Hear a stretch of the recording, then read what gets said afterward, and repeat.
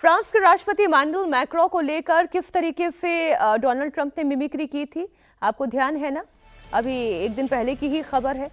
अब पेरिस में अपने राजदूतों को संबोधित करते हुए मैक्रों ने ऐलान किया कि वे अगले महीने भारत आ रहे हैं।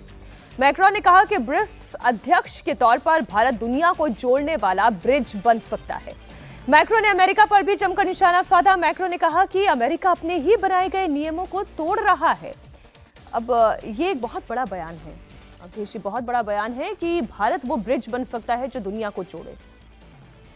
भारत के बारे में अब इस समय उनका जो बयान है वो इस मायने में सही है कि हमारे भारत की जो अभी तक की विदेश नीति है वो हमारे एक सिविलाइजेशन पर आधारित रही है, जिसमें शांतिपूर्ण पीसफुल को एग्जिस्टेंस की बात रही है। और भारत का इस समय का जो लीडर है वो हमेशा इस बात को रखते रहे हैं कि दुनिया में इस समय युद्ध की नहीं आवश्यकता है, बुद्ध की आवश्यकता है।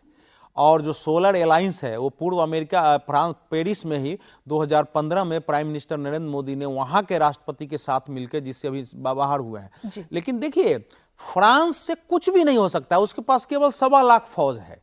अब 1.25 लाख फौज से इस समय जो परिस्थिति दुनिया के सामने पैदा हो गई है उसमें जितने फाइनेंस चाहिए, जिस प्रकार के सैनिक साथ सामान चाहिए, जिस प्रकार की संख्या बल चाहिए और जिस प्रकार का लॉन्ग टर्म स्ट्रेटेजी और आइडियोलॉजी चाहिए वर्ल्ड के सिस्टम को बनाने के लिए, वो अकेले फ्रांस के या किसी के बूते की बस की बात नहीं है। और फ्रांस स्वयं इस समय जिस ढंग से इस्लामिक फंडामेंटलिज्म के विरुद्ध उलझा हुआ है, आपने पेरिस की सड़कों पर और जिस ढंग से हुए हैं, और उसने पैलेस्टीन को दबाव में आके मान्यता दिया है यूनाइटेड नेशन में जाके, उसकी भी कमजोरी साबित हुई है। ब्रिटेन की कमजोरी से एक इटली अरा रहा है।